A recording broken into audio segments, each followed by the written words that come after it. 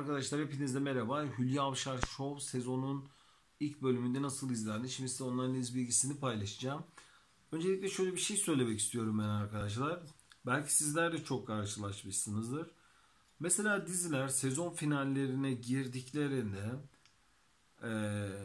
bir örnek olarak 3 veya 4 rating oranında bitiriyorlar diyelim.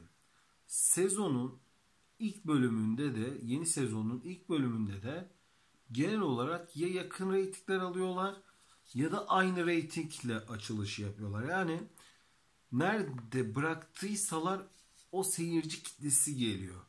Ve yeni seyirci kitlesi gelişi düşük oluyor.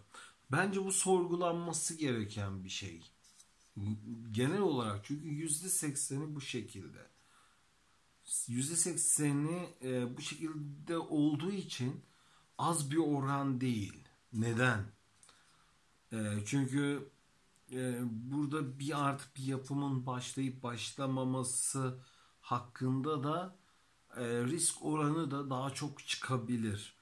Yani bu şekilde bir şey çıkarttım da sizlere bu video analize başlamadan önce onu da paylaşayım istedim. Şimdi arkadaşlar Hülya Avşar Show sezonun ilk bölümünde nasıl izlendi? Ya az önce söylediğim olayı Hülya Avşar Show'la bağdaştırabilirim.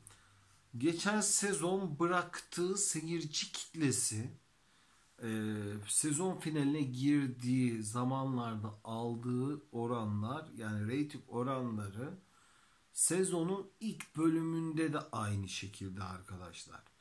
Yani Hülya Avşar Show seyircisi Hülya Avşar'ı bıraktığı yerde yani reyting olarak bıraktıkları yerde devam ettiriyorlar. Çok karışık bir analiz oldu. Bakın bu nasıl toparlayacağım bilmiyorum. En kısaca söyleyeyim ben de. Hülya Avşar Show sezonun ilk bölümünde güzel başladı. Kendi genel seyircisi çekti. Oh be. Allah'a emanet olun.